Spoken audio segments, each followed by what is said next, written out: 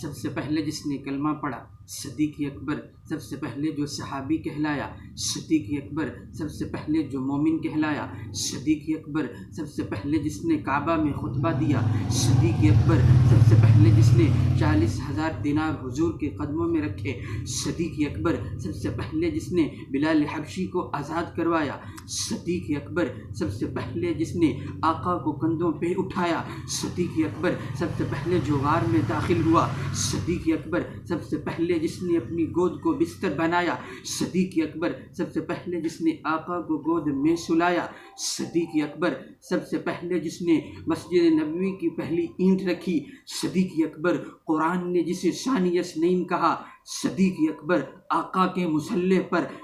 آقا کی زندگی میں جس نے نماز پڑھائی صدیق اکبر، جنت کے 8 دروازے جس کو اپنی طرف بلائیں گے صدیق اکبر۔